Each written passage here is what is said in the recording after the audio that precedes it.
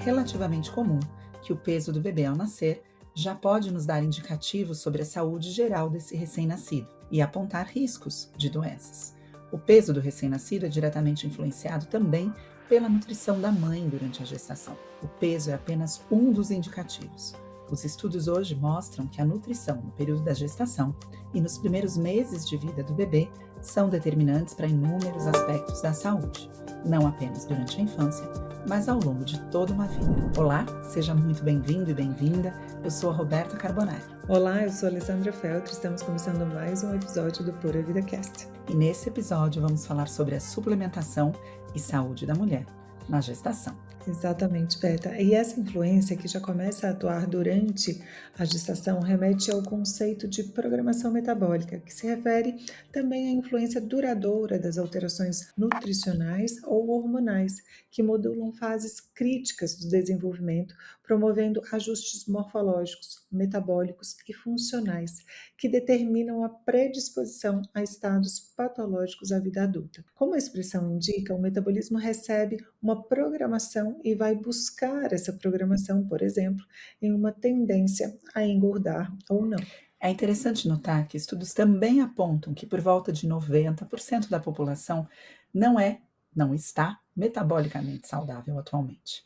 Isso se dá principalmente pelos hábitos mantidos por longo do tempo, já na juventude e durante também a vida adulta. No entanto, descuidos nutricionais durante a gestação e os primeiros meses de vida do bebê também podem contribuir para os distúrbios metabólicos tão presentes neste nosso mundo moderno. Apesar da importância vital da nutrição durante a gestação, ainda assim, as deficiências nutricionais em mulheres grávidas, gestantes, são muito comuns e podem gerar consequências graves para o bebê e mesmo para a mãe. E para nos ajudar a falar sobre esse importante assunto, gostaríamos de apresentar a nossa convidada de hoje. Ela é ginecologista obstetra, formada pela Universidade de Brasília, pós-graduada em nutrologia pela Associação Brasileira de Nutrologia, especializou-se em medicina funcional pelo Instituto de Medicina Funcional nos Estados Unidos e cursou nutrigenômica pela Universidade da Carolina do Norte, doutora Bruna Pitaluga. Seja muito bem-vinda, doutora Bruna. Obrigada pela sua participação aqui conosco. Fã, viu, gente? Estou fazendo essa apresentação cheia de emoção, porque é fã de Bruna.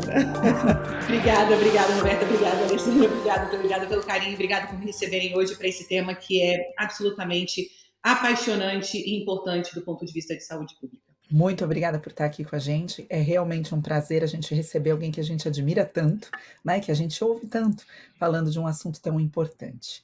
A gente queria começar pedindo, então, para você falar um pouquinho com os nossos ouvintes sobre essas deficiências, porque a gente fala deficiência nutricional, né, subentendendo que todos sabem do que se trata essas deficiências. Então, quais seriam essas deficiências nutricionais, né, mais comuns, especialmente durante a gestação, e que podem trazer consequências, né, para a mulher, para essa gestante e para esse bebê? Quais os nutrientes que são os nutrientes chaves ao longo, né, dessa gestação e da formação deste feto? Antes de falar sobre o nutriente, Roberta, eu vou trazer todo mundo para entender um pouquinho por que a gente está falando isso nesse momento. Então, o que remete? Porque vamos falar assim, minha avó, todo mundo diz assim, minha avó não usou nada disso, minha avó não falava sobre nutrição, minha bisavó não falava sobre isso. Por que nós estamos falando sobre isso? O que mudou do ponto de vista de dieta, comportamento, sociedade para nós falarmos a respeito disso? E muita coisa mudou. Eu quero que a gente pare um segundo aqui e lembre como é que a nossa avó se comportava, a hora que a avó ou bisavó, dependendo da idade de vocês, a uma altura dessa do campeonato. Mas eu quero que vocês imaginem como é que ela acordava, como ela comia, o que ela ingeria, quais eram os nutrientes que ela comia.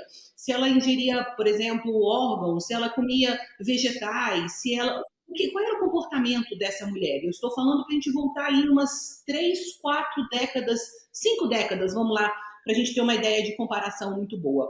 E o que aconteceu? A partir da década de 70, 80, começou-se com a industrialização dos produtos alimentícios para poder facilitar uma certa distribuição, principalmente distribuições mais longas, distribuição de alimentos mesmo, um consumo de produtos que agora são industrializados.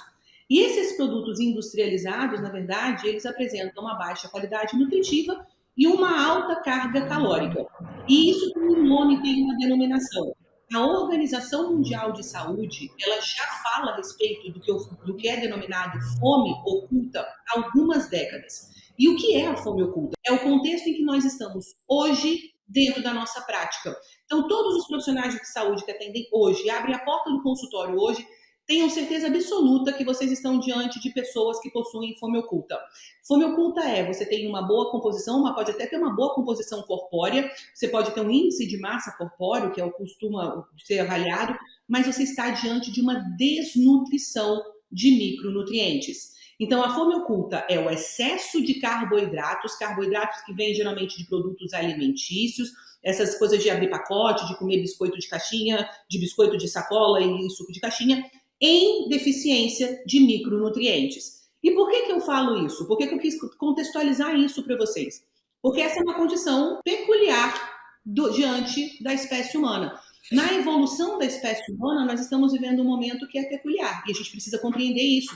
E o profissional atualizado, ele deve ter esse conhecimento e deve colocar isso em prática todos os dias nos seus atendimentos. E os nutrientes que são mais deficientes são exatamente os nutrientes que costumam ser mais importantes para o desenvolvimento do neném. Então, quando o neném está dentro da barriga da mãe, ele precisa dos nutrientes, ele não encontra os nutrientes, ele se adapta a uma condição de desnutrição. E essa adaptação é uma adaptação metabólica. Então, eu sei quais são os nutrientes mais importantes, falando como ciência, certo? Não, como pesquisas nós sabemos quais são os nutrientes mais importantes. E como é que a gente sabe disso? Porque a deficiência desses nutrientes são comprovadamente prejudiciais para a gestação. São esses os nutrientes: vitamina D, vitamina A, zinco, selênio, vitaminas do complexo B, colina, DHA, principalmente ômega 3, é uma fração do ômega 3, ferro, iodo, são super importantes, magnésio, são super importantes para a gestação. Então, a gente tem um conjunto de nutrientes que são fundamentais e esses daí não se pode abrir mão durante a gestação. Em volta desses nutrientes que fazem a base dos nutrientes mais importantes da gestação, nós temos um conjunto de outros nutrientes que darão suporte a essa a função desses micronutrientes dentro do metabolismo.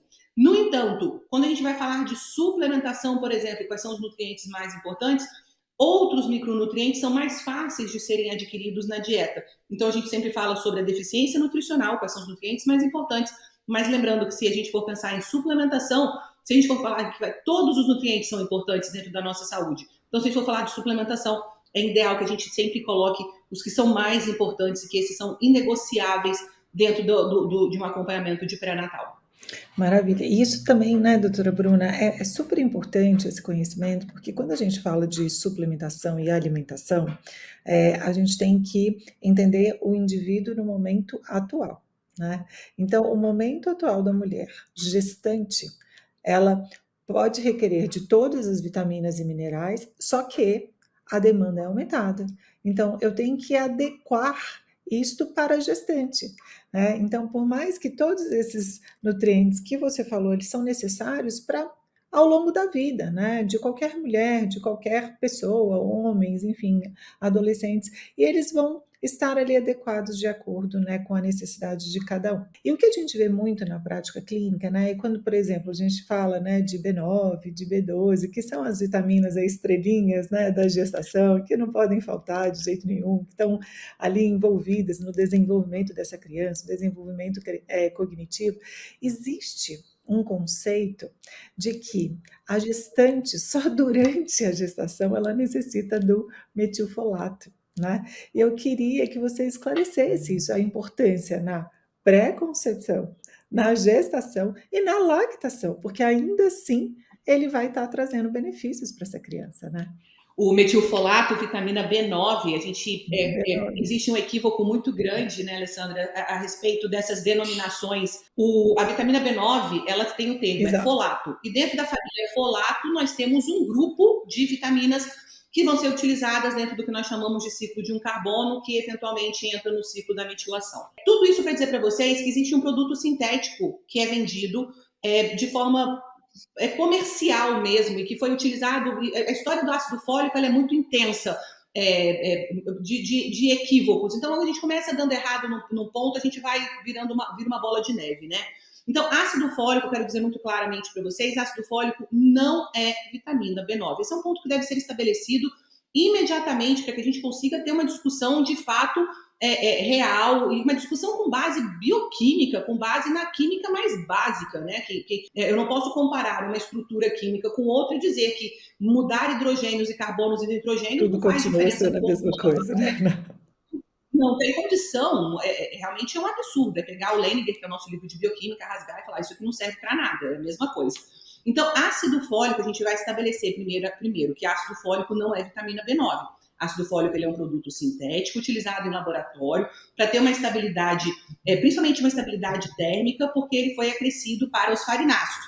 Acrescido para os farináceos por quê? Porque já que, e aí o que eu digo para vocês da bola de neve, né? Já que está todo mundo comendo errado, o que as pessoas estão ingerindo? Farináceos. Então vamos fazer aqui uma gambiarra e vamos botar um produto que parece B9, mas não é, mas vamos botar no farináceo, mas em vez de explicar para a população que eles precisavam voltar a ingerir vitamina B9, que está em fígado bovino e, enfim, e folhas verdes escuras, essa é a nossa principal fonte, sem dúvida nenhuma. E aí, quando a gente fala sobre vitamina B9 e folato, primeiro a gente estabelece qual é a forma que a gente tem que utilizar e qual é a denominação correta. Segundo, qual é a forma ativa. A forma ativa é metilfolato, foi o que a Alessandra falou para vocês. Metilfolato, porque metil ele vai fazer parte do ciclo de metilação, metilfolato, metil ele vai ficar circulando. Enfim, ele é um doador de radical metil dentro desse ciclo, que é o ciclo de um carbono. E o que acontece com ele? Ele precisa entrar nesse ciclo de uma forma suave, porque esse é um ciclo que funciona durante toda a nossa vida. Nós não temos só esse ciclo funcionando, não, mas a gente só vai usar ácido fólico, eu estou falando de ácido, olha só como é que é o discurso, como é que está equivocado. A gente usa ácido fólico só por 12 semanas, você começa a usar 3 meses antes da gestação e você usa até 12 semanas de gestação, porque ele só serve para prevenir defeitos do tubo neural. E aí eu quero chamar a atenção para vocês que, na verdade, os defeitos do tubo neural são a consequência da alteração da replicação da célula. E o que leva a uma replicação de célula adequada? Ter a metilação adequada. E o que leva a metilação adequada? Ter os nutrientes adequados. E qual que leva os nutrientes adequados? Ter a ingesta adequada, ter a digestão adequada, a absorção adequada e a distribuição desses nutrientes dentro do metabolismo adequados. O que acontece na gestação, então? Se eu tenho que usar uma vitamina que é a vitamina B9 para ter uma metilação adequada, por que nós não estamos usando durante toda a gestação, tendo em vista que nós não paramos 1 minuto de metilar? Nós metilamos todos os segundos, milissegundos, o que vocês quiserem utilizar de denominação.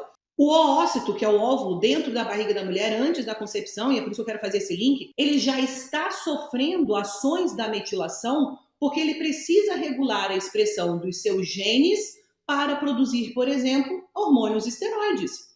Então, usar 3 meses antes um produto, que ainda por cima é o produto equivocado, é o produto errado no meio dessa história, ele não vai incorrer em alterações metabólicas significativas, porque o óvulo que é liberado hoje, na verdade, ele começou a ser preparado e diferenciado há mais de 1 ano. Então, falar em pré-concepção e esse uso equivocado de 90 dias que você vai lá e toma um comprimido de produto sintético, ele é um erro metabólico. Esse é um equívoco de prática que é muito grave dentro do metabolismo humano. E quando a mulher deve se preparar para a metilação? Quando ela está dentro da barriga da mãe, dentro da barriga da avó. A gente tem que lembrar que uma gestação, na verdade, carrega 3 gerações. Então, a Alessandra está grávida, menina, Pietra. Menina. Pietra, uma menina, certo? A Lê está carregando as netas dela, porque os óvulos da Pietra estão dentro da barriga da Pietra. Agora, os ovários já estão lá com todos os seus óvulos. Então, imagina o poder que é uma gestação. Nós carregamos gerações dentro da gente. Eu acho isso a coisa mais linda e mais poderosa. É maravilhoso demais saber, nossa senhora, eu carrego a minha filha, minha neta, e as minha neta, que se tiver as condições adequadas, eu também sou capaz de impactar a saúde da minha bisneta, e assim por diante. A gente cria uma linha infinita de ligação entre todas nós. Eu acho isso a coisa mais maravilhosa que tem. Então, falar sobre metilação só com 3 meses antes é um equívoco, porque nós estamos metilando, neste momento, inclusive, os oócitos primordiais na barriga de Pietra, que ainda são células germinativas que vão dar origem aí às netas de Alê. Então, e da gestação, para falar a respeito de gestação. Gestação tem que ser a gestação inteira, a gente vai metilar ainda mais, durante o primeiro, segundo, terceiro trimestre, a gente metila o tempo inteiro, o neném precisa de metilação, a placenta precisa de metilação para controlar a expressão dos genes, e mais ainda, nós vamos precisar também durante a amamentação, porque a única fonte de nutrientes é a lactação. O neném, eu brinco, falava com os meus pacientes e converso muito com os meus pacientes a respeito disso, com as minhas pacientes, que a gente corta o cordão umbilical, mas a gente tira o cordão e agora coloca um peito.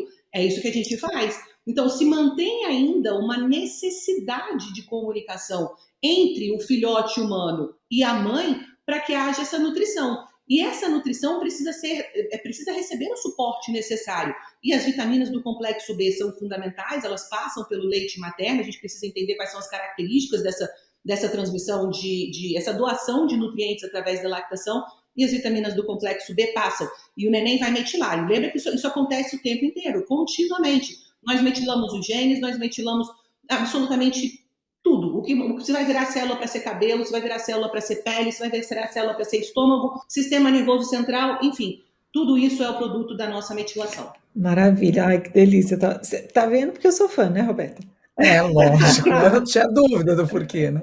Olha, eu queria falar também de um macronutriente muito importante, né, você começou falando sobre ele também, quando a gente falou sobre deficiências nutricionais, enfim, alimentação, que é o ômega 3. E eu falo por que eu gostaria de dar uma certa atenção a ele. Existe o consumo, né, hoje de peixes, mas normalmente peixes que são peixes crus, né. E ao longo da gestação, existe uma indicação para que não haja ingestão de um alimento, né, de um peixe cru, por exemplo. E aí a grande preocupação de uma redução da ingestão de algo que já tem uma ingestão inadequada, de acordo com as pesquisas, né, ainda maior em uma fase tão importante. Então eu queria falar um pouquinho do ômega 3, da importância do ômega 3, das diretrizes a respeito da suplementação de ômega na gestação e durante a lactação também, uma vez que também é na lactação que a gente conseguiria continuar suprindo, né, essa necessidade do bebê de ômegas. Ômega 3, Roberta, junto com o iodo, foram os dois nutrientes que mudaram a história da espécie humana. Quando nós, como espécie, fomos para o mar e começamos a ingerir esses alimentos, tanto os peixes quanto algas, nós mudamos a história da gestação e da espécie humana. O DHA e o iodo foram responsáveis pela mudança no cérebro humano, e essa mudança no cérebro humano foi responsável pela mudança na gestação, incluindo a produção dos hormônios esteroides e a mudança do sistema imunológico, e toda a relação que nós temos com a nossa alimentação, o nosso comportamento durante a gestação, e como nós nos relacionamos, inclusive, socialmente com os nossos parceiros. Nós precisávamos de uma seleção. Nós existimos como mulher, eu acho isso fenomenal, que fique muito, eu queria muito que as pessoas compreendessem, pessoas, profissionais, médicos, quem atende, e todas as mulheres compreendessem. Nós mulheres existimos para nutrir o cérebro dos nossos filhos. A gestação humana, ela existe exclusivamente, com toda a sua complexidade, porque o cérebro do filhote humano é altamente ávido, ele é esfomeado por nutrientes. E isso aconteceu porque no passado, há 200 mil anos, nós começamos a comer os peixes e algas que continham DHA e que continham iodo. Então, esses nutrientes mudaram a história da espécie como nós conhecemos e nossa mudança dentro desse reino animal, do que as pessoas quiserem acreditar, mas é isso. Nós precisamos entender, primeiramente, que o cérebro, nós existimos para o cérebro fetal. E com a ingesta desse nutriente, nós modificamos o cérebro humano. O cérebro humano, ele falou, peraí, mas eu também não quero voltar para trás, eu também não vou mais me adaptar ao que eu tinha antes. Agora eu preciso desse DHA, agora eu preciso ingerir ômega 3. E aí vem a história do ômega 3. O ômega 3 é lindo, maravilhoso, incrível. A gente vai ler trabalho do ômega 3 e fala ômega 3 devia estar no ar que a gente respira, devia estar... Alguma coisa, vão botar ômega 3 para difusão de mucosa, alguma coisa. E a gente hoje olha para a dieta e fala assim, cadê o ômega 3, né? Cadê o ômega 3?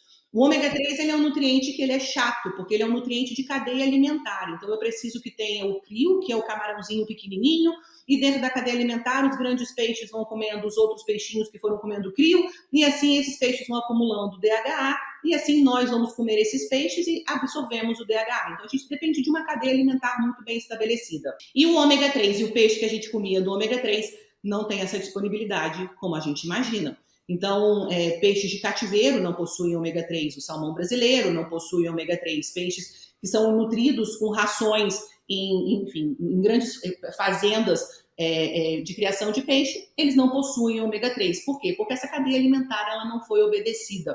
Então, hoje a gente vive uma pandemia de deficiência de ômega 3. Os peixes têm sido suplementados em ômega 3, essa é a verdade.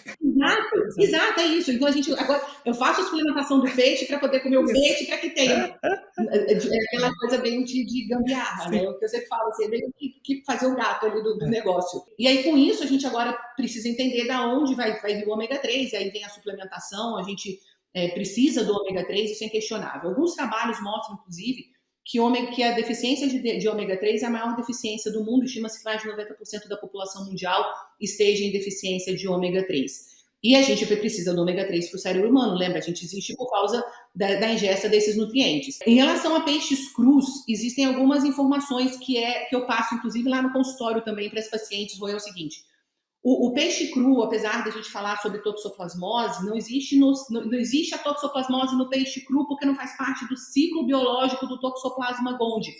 Então, a gente tem que pensar, por exemplo, em outras bactérias. O peixe cru tem tiaminase, então a gente acaba comendo peixe cru, a tiaminase acaba, enfim, alterando os nossos níveis de tiamina.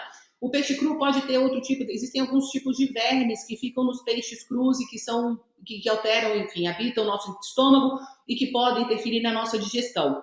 Mas, essencialmente, não existe uma contraindicação formal para o consumo de peixe cru na gestação. E é interessante porque a gente acaba... Mas o meu obstetra falou que não podia, tá? Mas qual é a base para essa afirmação? Então, a gente pode ser consumido peixe cru na gestação. No entanto, a gente tem que levar em consideração todas essas questões, levar em consideração a dieta da própria paciente, qual é a qualidade do peixe, do restaurante. A gente não vai comer sushi e churrascaria. Não, Ou no supermercado, existe uma né? Comprar lá a do supermercado que está ali há muito tempo, não dá. Existe uma incoerência. Então, se vai comer, transforma isso num evento, vai num restaurante bacana, come. E lembrar que mesmo que a gente esteja falando da ingesta do peixe, a gente começou, a Rô acabou de falar, a gente está dando ração para o peixe, para que ele possa ter alguma quantidade de ômega 3. Eu vou comer porque, eu sempre digo, é uma prática recreativa. E na gestação, eu não vou num restaurante japonês de boa procedência com peixe fresco 2 vezes por semana. Eu não vou. Não tem jeito. Exato. Não vai, exato. Ninguém vai dizer, não, agora eu vou todos os dias comer aqui. Então, você vai lá uma vez por semana, uma vez a cada 10, 15, você entende? Isso se transforma num evento. E se transformou num evento. Exatamente, isso culturalmente no Brasil, né, é um evento ir em um restaurante de cozinha japonesa, né? E eu citei essa relação, Ale, justamente porque quando a gente faz um recordatório alimentar com os pacientes e pergunta sobre a ingestão de peixes, a resposta normalmente é: eu como quando eu vou em restaurante japonês. Mas não está na rotina da não semana. Não está na rotina, não é um hábito, né, alimentar brasileiro, né? Fica distante a gente conseguir essa suplementação também, né, doutora? E fica distante, mesmo que a gente às vezes coloca, fala assim, não, a gente come assim, a gente vai perguntar qual é o peixe, aí a gente vai descobrir que é um peixe de cativeiro. Então, é complicado a gente falar sobre isso. E aí a gente vai ter que lançar mão da suplementação. Alguns estudos, publicados inclusive na própria Universidade da Carolina do Norte, eu tive a oportunidade de conversar com a professora Chatham aqui, e os estudos dela são exatamente em relação ao ômega 3 e neurodesenvolvimento. Porque o que acontece? Os estudos em gestação são estudos muito complicados e muito complexos de serem feitos. Quando eu determino o que é uma dose segura para a gestação, eu tenho que pensar o seguinte, eu tenho uma dose segura na gestação, eu tenho efeitos que são agudos, a médio e longo prazo. Então, o que acontece na gestação, eu vou carregar até a vida adulta. Foi que a gente falou sobre isso exatamente na introdução. Então, efeitos que acontecem na gestação, e agora a gente tem uma pandemia de doenças crônicas, alterações que a gente vê metabólicas, e isso pode ter tudo acontecido na gestação. Então, falar, por exemplo, eu usei uma dose de 1 grama e não fez diferença no neurodesenvolvimento. Tá, mas o que você avaliou? Como foi avaliado esse neurodesenvolvimento? Qual era a idade dessas crianças? Como é que essa mulher utilizava essa dose de ômega 3? Quais foram as condições? Ela continuou usando durante a lactação? O cérebro do neném, o pico dele de desenvolvimento, ele começa a se desenvolver nos primeiros dias de vida. A gente sabe que o tubo neural se fecha com 28 dias, às vezes até a mãe, antes de saber que está gestante, a gente já tem o fechamento do tubo neural, associado a um desenvolvimento nos primeiros 2 anos de vida. Então, eu tenho a gestação e os 2 anos de vida, que são o maior pico de neurodesenvolvimento. E o que aconteceu nesse período? Então, por isso que é tão importante a gente falar sobre ômega 3 e falar sobre os trabalhos, que a interpretação dos estudos com ômega 3, elas devem ser cautelosas. Porque, mas eu li que o ômega 3 usado em 2 gramas não fez diferença nas crianças quando nasceram. Não, mas não é isso que a gente está esperando. Eu espero que a gente tenha dado a base para que esse ambiente intrauterino tenha sido adequado para nutrir esse cérebro, e esse cérebro tenha as condições de receber todos os estímulos adequados depois, durante a sua primeira infância. Então, é muito complexo a gente avaliar questões relacionadas ao neurodesenvolvimento. Dito isso, é para falar do trabalho da professora Chetman. Ela faz trabalhos com crianças entre 3 e 5 anos de idade, aqui na Carolina do Norte, e ela dá uma suplementação de 2 gramas de DHA. E essa suplementação de 2 gramas de DHA se mostra aí como uma boa dose para que essas crianças tenham um diferencial em testes cognitivos entre 3 e 5 anos de idade. Esse é o que a gente tem de trabalho hoje mais avançado em relação ao estudo do ômega 3 em neurodesenvolvimento, e a dose de 2 gramas parece ser uma dose adequada. Bruna, mas os esquimós vão precisar de dose de 2 gramas? Não, os esquimós estão comendo lá o ômega 3 Da fonte. in natura. Da fonte. A gente está pensando, eu queria ser esquimó, é isso. Mas hoje parece que, diante dessa pandemia, e talvez as doses precisem ser mais altas à medida que a gente está restringindo mais as fontes nutricionais. Para a gestante, a ciência mostra uma atualização aí na dosagem de ômega 3 diária, ou só para essas crianças de entre 3 e 5 anos, esse estudo revela essa dose de 2 gramas sendo aí beneficiando essas crianças? Eu acho que eu me expressei errado, porque na verdade são as gestantes que usam 2 gramas de gestação e melhor teste cognitivo, é verdade. É durante a gestação os 2 gramas. 2 gramas durante a gestação. Maravilha. Existem estudos maravilhosos na área de psiquiatria nutricional que mostram que estar suplementada adequadamente em ômega 3 reduzia o risco de depressão pós-parto, inclusive. Tá? Sim, então, tem muitos estudos também. Vamos falar um pouquinho de ferro? Eu preciso entregar essa informação para o mundo, por favor. Vamos falar de ferro? É essencial. Anemia ferropriva, a necessidade, né, de uma adequação e de uma correção dessa deficiência se houver pré-gestação. Podemos falar um pouquinho sobre isso? Vamos, com certeza. Eu amo ferro. Eu acho que depois do ômega 3, talvez seja o nutriente que eu mais hoje, dentro do contexto que a gente atende, que atende gestação e que as gestantes estão, talvez seja o nutriente mais importante junto com o DHA. Ferro é um nutriente importantíssimo para a nossa saúde, né? E é interessante como os médicos não entendem sobre metabolismo do ferro e como a gente na faculdade não aprende sobre metabolismo do ferro, e a gente só sabe que as deficiências de ferro, que a gente nunca fala de deficiência de ferro, a gente fala de anemia ferropriva, que eu costumo falar com os meus alunos também, que é o precipício da deficiência. Você já acabou tudo, já não tem mais nada, e você entra na anemia. Na anemia você já está pulando lá do penhasco sem paraquedas, é um negócio assim, é o fim.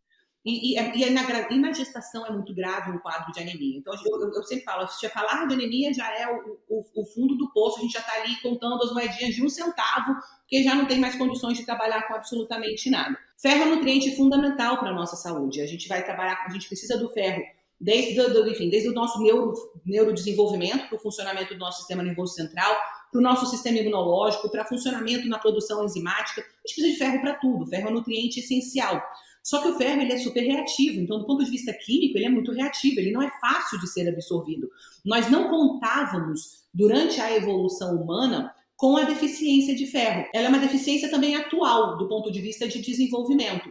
O principal metabolismo do ferro é a recuperação as hemácias têm 120 dias, e quando essas hemácias morrem, os macrófagos vão comê-las, e durante essa ingesta e esse processo de reutilização das hemácias, os macrófagos absorvem o ferro e distribuem o ferro para os órgãos principais. Esses órgãos principais agora vão fazer eritropoiese, uma outra questões, e o ferro ele é reutilizado. Então o ferro ele é para estar lá quieto no lugar dele, obedecendo um padrão normal. E esse metabolismo do sistema imunológico é responsável pelo metabolismo do ferro. Só que o ferro ele é importante, ele precisa ser absorvido. E a gente precisa absorver principalmente o ferro M e não o ferro não M, por diversas questões, porque é muito mais fácil, inclusive, o seu transporte dentro do intestino. Então, nós tínhamos uma dieta anterior que era rica em nutrientes, em alimentos que continham ferro N. A gente comia muitos órgãos, a primeira coisa que nós comíamos era o fígado bovino. Então, nossos antepassados caçavam, matavam o mamífero, abriam a barriga, e só quem comia o fígado, inclusive, eram os nobres. Então, era o chefe da tribo. A primeira coisa que ele fazia era abrir a barriga, pegava, tirava foto do chefe da tribo, fazia o Instagram dele comendo lá o fígado. E depois distribuía para a galera. O que sobrar fica com o resto. O fígado sempre foi o nutriente mais importante desse animal. E aí a gente comia o fígado, e o fígado é a principal fonte nutricional para que a gente tenha ferro. Então o ferro ele é absorvido e é transportado na sua forma biologicamente mais estável. O que a gente vê hoje é uma diminuição na ingesta desses alimentos, agora a gente tem que fazer suplementação de ferro com produtos químicos que são bizarramente desenhados e que não são absorvidos. Como é que. Eu estou falando especificamente do sulfato ferroso, porque é o que existe hoje, como, não, agora você tem deficiência de ferro, então agora você vai usar sulfato ferroso. E agora você vai usar sulfato ferroso? Muito bem, 80% das mulheres têm intolerância ao sulfato ferroso, intolerâncias gastrointestinais. A principal motivo para uma mulher parar de usar uma suplementação é a intolerância que ela tem. Ela vai tomar uma suplementação, ela começa a ter dor de estômago, ficar enjoada, muda a consistência das fezes, muda o odor das fezes. Ela vai dizer, eu não vou tomar nunca mais isso daqui. E ela não vai tomar mesmo. E isso acontece por quê? Porque é uma péssima apresentação de suplementação. Então, a gente começa a fazer gambiarra atrás de gambiarra. E aí, a suplementação com o sulfato ferroso é uma suplementação ruim, ponto. Eu tenho 80% das mulheres se queixando de efeitos gastrointestinais, eu não posso, deveria ser inadmissível considerar isso como uma boa suplementação. E agora a gente precisa, então, resolver esse problema. Esse problema é resolvido voltando lá no livro e voltando para o capítulo 1, da onde todos nós absorvemos e mantemos a nossa reserva de ferro, no 3º trimestre de gestação. A placenta, ela controla a passagem de ferro de forma progressiva durante a gestação. A placenta é um órgão de controle, um órgão de comunicação. Eu estou aqui me comunicando o tempo inteiro entre o feto e o corpo da mãe. Eu preciso de mais ferro, venha. Eu preciso de mais isso, venha. Eu preciso de menos glicose, eu preciso de mais glicose. Então, a placenta é um órgão de controle. Ela está ali para falar para o corpo materno. Me dê porque o seu filho precisa. É isso que acontece. E nós esquecemos, de alguma forma, nós como medicina, esquecemos que o ferro, na verdade, ele é armazenado no 3º trimestre de gestação. Nós precisamos fazer esta reserva de ferro. E esta reserva de ferro não está acontecendo, porque as mulheres estão entrando na gestação em deficiência de ferro. Lembra que a gestação é uma doação do que você tem para o seu filho. Ela doa, você está doando as suas moléculas de ferro, o seu folato, o seu magnésio, o seu ômega 3. Você doa aquilo para criar uma nova vida, para você criar um novo ser. E se você não tem para você produzir o básico, a placenta vai dizer, eu preciso de 100 moléculas. Ela vai dizer, desculpa, eu não tenho, eu mal tenho 10 para fazer o que ela precisa. Porque lembrem-se, primeiro o corpo da mãe vai ter que proteger a mãe mesmo. A mãe é uma questão de sobrevivência. O que sobra é o que vai para o feto. A mãe não é a mãe vai doar tudo que tem para o feto. Existe um controle, existe um limite. Eu preciso manter esta fêmea íntegra. Se essa gestação não der certo, eu tenho esperança de que a próxima vai dar. Isso faz parte da gente para manter, inclusive, a espécie humana. Isso é uma questão biológica. Evolutiva, exatamente. Então, interessante a gente analisar que a medicina, e diante dessa fome oculta, esses nutrientes que são ingeridos hoje não tem mais o ferro necessário. Então, as mulheres estão na gestação hoje em deficiência de ferro. E essa deficiência de ferro tem repercussões para o neurodesenvolvimento, para o desenvolvimento do feto. A deficiência de ferro está associada à restrição de crescimento. Lembra que eu falei para vocês no começo? Na ausência de nutrientes, o ferro tem que se adaptar a uma condição de desnutrição. Qual é a adaptação? Peraí, eu preciso de 100 moléculas para produzir um ossinho. Não consigo 100, eu só tenho 50. Tá, mas eu preciso produzir ossinho, então eu só vou produzir um ossinho de 50. Eu não consigo produzir um ossinho de 100. Eu preciso produzir, uma pele. Não consigo. Eu preciso produzir um pâncreas. Não consigo, porque eu só tenho 50, eu preciso de 100. Então, é um neném que se adapta à condição de desnutrição, reduzindo o seu tamanho, reduzindo o seu metabolismo. São nenéns que são restritos, que ficam pequenos, restritos no acompanhamento de ultrassonografia. O ferro é uma das principais causas de restrição de crescimento hoje, e são restrições de crescimento sem alterações vasculares, isso é um problema de implantação placentária, isso é um problema de desnutrição. Além disso, o ferro não passa pelo leite materno. E aí todo mundo fala assim, você vai falar um negócio desses? Porque é pra gente entender que a gestação é muito importante. O ferro não vai passar por quê? Porque lembra que eu expliquei para vocês que a gente não tem que absorver ferro? Eu não falei, a gente começou falando sobre isso. Eu falei, nós na verdade tínhamos só que ter uma absorção básica para fazer uma manutenção. Diminuiu 10 moléculas. Tá bom, amanhã ela vai comer fígado, vem as 10 moléculas de novo. Nunca foi para refazer uma reserva. Era só para manter uma taxa de manutenção. Sabe aqueles 10% para mais ou para menos? essa taxa aí de 10% para mais ou para menos. Jamais para fazer uma reserva inteira desse metabolismo. E o intestino do neném, quando nasce, ele é imaturo. É um intestino que precisa amadurecer. Não só do ponto de vista de transporte, mas para sistema imunológico, para toda a sua mucosa, para ser uma mucosa mais estável. Então, a primeira parte, as pessoas precisam lembrar também da fisiologia do recém-nascido. O intestino do recém-nascido, ele não começa amadurecendo transporte de nutrientes. Ele começa amadurecendo o sistema imunológico. Por quê?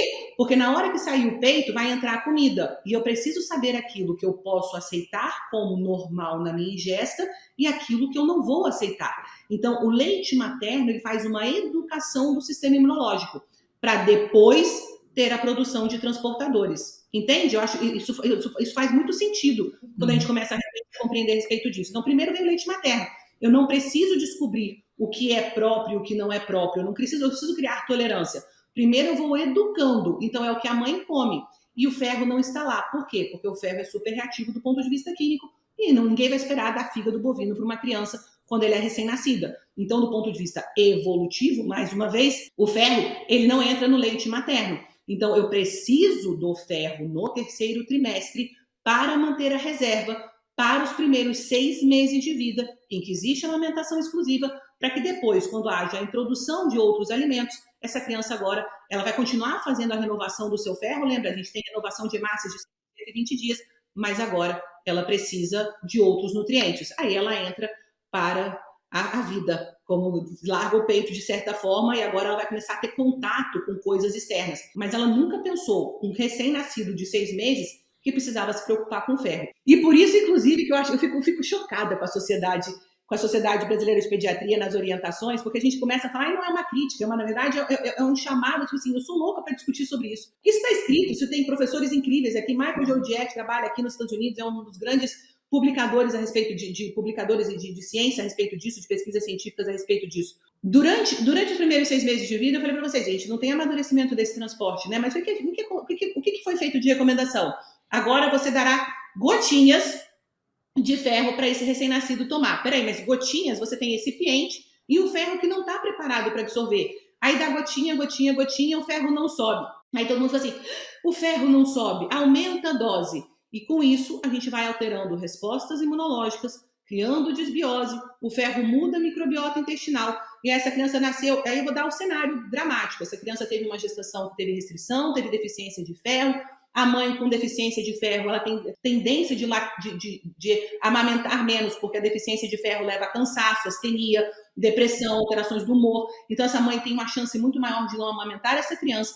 Aí essa criança recebeu fórmula, aí ela recebeu fórmula, foi no pediatra, o pediatra agora diz para ela que ela tem anemia, que com 3 meses de vida, além de ter nascido restrito, com cesárea, a mãe não amamentou, usou fórmula, e agora ele vai receber as gotinhas com recipiente de ferro. Vai resolver o problema dele? Não, a gente na verdade está causando um problema muito maior.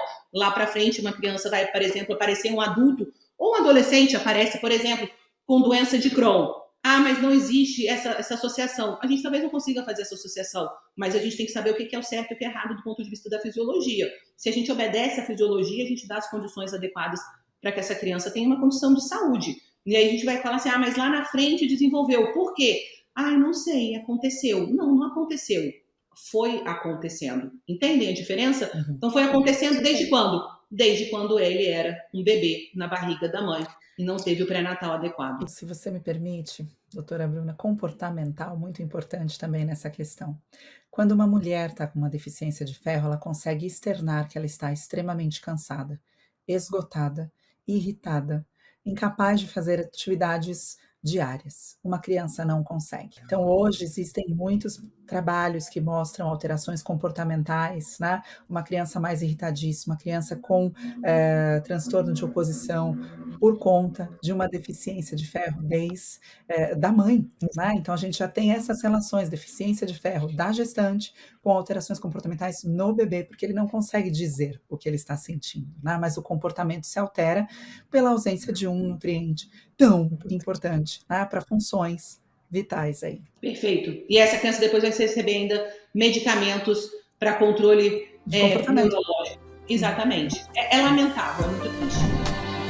E a gente falou aqui sobre ferro, mas antes de finalizar, sobre ferro, a gente falou sobre B9, a gente falou Ômega. sobre o ômega 3, você citou a importância também do iodo, mas eu acho que é importante também, hoje a gente sabe que os suplementos eles estão muito difundidos, né, doutora Bruna, e cada vez mais a autossuplementação ela acontece, as informações são diversas aí, pelas mídias sociais, mas a gente também sabe que existem alguns suplementos, alguns ativos que não devem ser utilizados durante a gestação.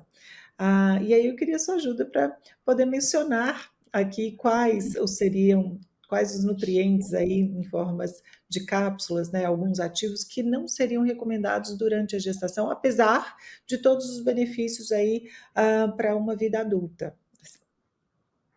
Fitoterápicos. Fitoterapia hoje eu acho que talvez seja o maior problema. E fitoterápicos englobando tudo. Tudo que for fitoterapia.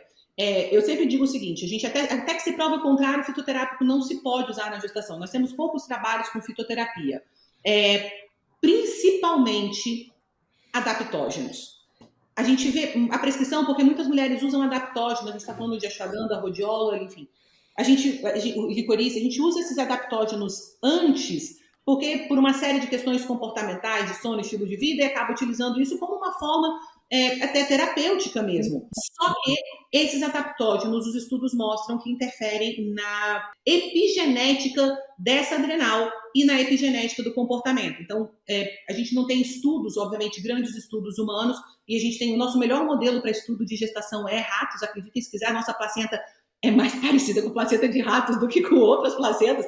Não existe outro modelo, na verdade, nenhum modelo animal é igual à gestação humana. Então, existem várias críticas em relação a isso. Esse é um grande desafio da ciência, encontrar um modelo que seja parecido. Mas o nosso melhor modelo é o rato.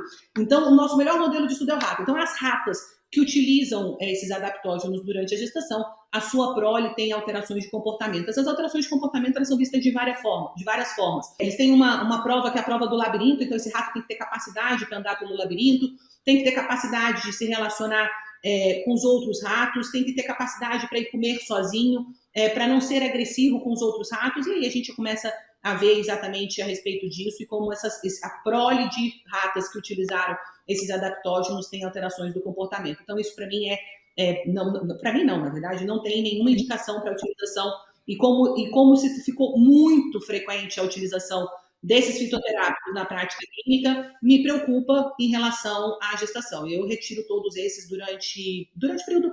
A mulher fala para mim, eu quero engravidar. Eu falo assim, tá bem, então tá bom. Se você quer engravidar, a gente tem que pensar a respeito disso e tem que tirar, porque isso pode realmente interferir. Mas eu queria falar de um outro que não é nutriente, além que, para mim, hoje é um grande problema. A gente falou a respeito do sushi, como existe essa coisa do sushi, né? Que pode comer, não pode. Mas existe um outro que é 100% não pode, 100% absolutamente proibido, não existe dose segura, mas é banalizado na sociedade em que nós vivemos, que é a ingesta de álcool na gestação. Perfeito. Perfeito. Intolerável. Não existe dose segura de ingesta de álcool na gestação. Síndrome alcoólica fetal é um problema de saúde pública. Nós temos crianças submetidas a doses de álcool que nós não temos nenhum controle, porque nós temos o álcool para ser metabolizado, ele precisa de um amadurecimento do sistema hepático. Mulheres têm uma função hepática diferente de homens, porque nós temos que metabolizar os nossos hormônios esteroides. Então, o nosso ele é fígado. Eu tenho fígado, um homem tem fígado, mas o meu fígado funciona diferente do fígado masculino. Nós temos os mesmos jogadores, mas o jogo é outro completamente diferente. E não existe tolerância para consumo de álcool na gestação. Existe uma banalização, assim, bizarra. Mas o meu obstetra Uma disse... tacinha, né?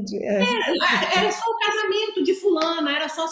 Vou dizer para vocês, não existe dose segura, não existe uma tacinha, não existe meia, não existe uma gotinha, não existe. Álcool é um problema muito sério para o neurodesenvolvimento, é muito sério para o feto, e é inadmissível que a gente esteja permitindo isso como sociedade, porque nós estamos impondo aí pelo consumo de alguma coisa que nem nutriente um destino cruel para essas crianças que apresentam síndrome alcoólica fetal, tem alterações na morfologia facial, alterações no comportamento, alterações no seu metabolismo. É muito grave síndrome alcoólica fetal. Aqui também na Universidade do Carolina do Norte, nós tivemos a oportunidade de conversar com um dos maiores pesquisadores do mundo, isso foi em 2019, a respeito disso, e de lá para cá tem vários trabalhos mostrando a respeito disso.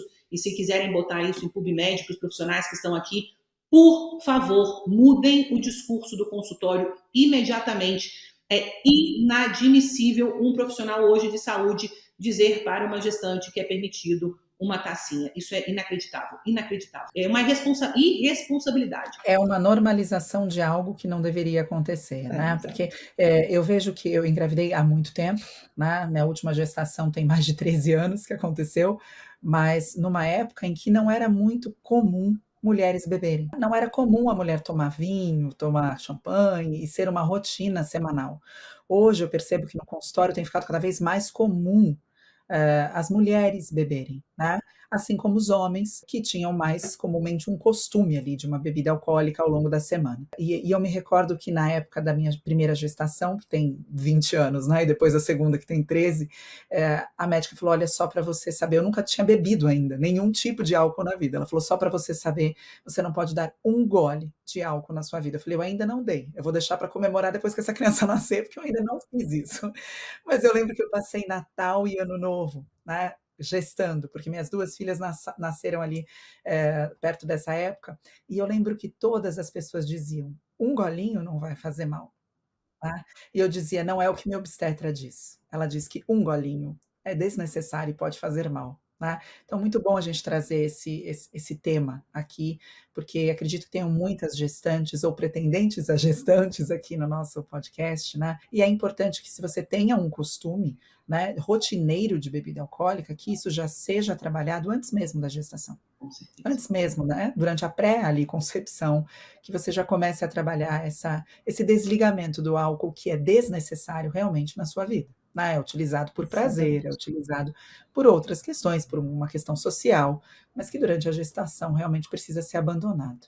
Eu queria mais Exatamente. 2 horas de podcast, não sei você, Ai, Ale. nossa, será que a gente consegue com a Bruna, com essa agenda dela, assim? Meu Deus. Eu ainda quero falar de puerpério, não deu tempo, a gente vai ter que Mas marcar um só para vamos falar puerpério. de puerpério quando vocês quiserem. Oba! Obrigada, Bruna. Nossa, ó, uma felicidade mesmo ter você aqui conosco, assim, foi uma aula incrível.